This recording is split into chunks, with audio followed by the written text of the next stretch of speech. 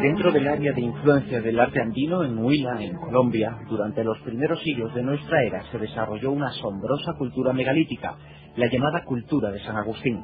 Sus representantes crearon grandes esculturas con formas antropomórficas, seres dotados de grandes colmillos, ojos y cabezas, de cuyos autores no tenemos noticia alguna.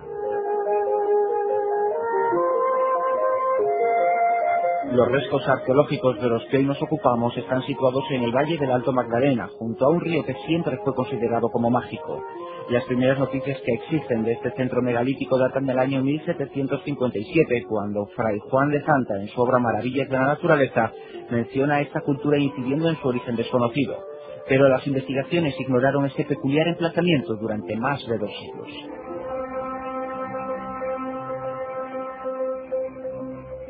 Estas enormes estatuas hicieron en los 70 las delicias de autores como Erich von Däniken, que creyeron ver en ellas representaciones de dioses de otros mundos. Hoy esa suposición ha sido superada, pero la polémica y las dudas se extienden. Si atendemos a las cronologías aceptadas, necesariamente la llamada cultura de San Agustín tuvo que emerger hacia el año 500, pues es en esa fecha cuando los pueblos andinos se extendieron a esta zona. Sin embargo, los análisis que se efectuaron mediante el carbono 14 arrojaron un resultado que situaba contra las cuerdas la primera versión. Según este método, las estatuas podrían datarse en el 800 a.C.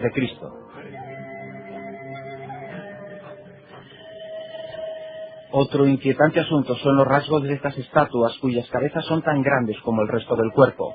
Quizá pudiera deberse a que son el mensaje de un pensamiento religioso que representa la génesis de la vida, pero también podrían representar a las fuerzas de la naturaleza o a entes protectores. Lo único cierto es que cuando los conquistadores llegaron allí, los nativos habían perdido todo recuerdo de aquellos ancestros representados con enormes ojos abiertos y gigantescos incisivos.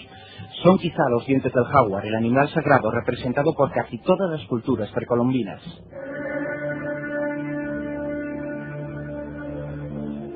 Coinciden en señalar los expertos que la llamada cultura de San Agustín era eminentemente funeraria y que sus constructores son, quizá, constructores de tumbas, pero no tenemos certeza alguna debido en parte a que no existe documento escrito de ningún tipo que haya llegado hasta nuestros días. Pese a ello, existen versiones para todos los gustos, algunas muy atrevidas, como la formulada por el investigador francés Robert Charroux, quien, comparando estas esculturas con otras europeas, encontró muchas similitudes entre las de San Agustín y las de los celtas de la Bretaña francesa. Tan seguro estuvo de ello que llegó a afirmar que celtas y preceltas emigraron a América del Norte, extendiéndose posteriormente por todo el continente. Las conexiones entre las culturas de Europa y América siempre han sido objeto de sospecha. Ya nadie duda de que otros habitantes del viejo continente llegaron a América mucho antes que Colón. Sin embargo, las pruebas al respecto son poco concretas, pero la existencia de numerosas estatuas que representan hombres de raza europea en América obliga a persistir en la duda.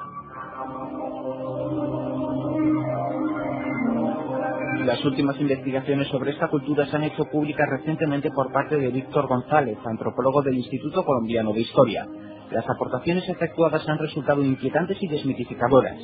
Desmitificadoras porque parecen descartar la súbita desaparición de la cultura de San Agustín. Parece, y solo parece, que los miembros de este culto cambiaron de costumbres hacia el año 900 y que olvidaron sus estatuas y el porqué de ellas. Así pues, probablemente, los indígenas que se encontraron los españoles eran descendientes de aquellos hombres. Pero hay una parte inquietante en esta nueva investigación. Según el Instituto Colombiano de Historia, el origen de esta cultura enigmática se remonta al menos al año 1000 a.C., es por tanto antiquísima. Sin embargo, según Víctor González, no sabemos quiénes fueron sus primeros representantes, sus primeros miembros. Probablemente se trataba de grupos de cazadores-recolectores sobre los que no sabemos nada, ni de dónde vinieron, ni por qué se establecieron allí, ni si descendían de indígenas americanos, asiáticos o, por qué no, europeos.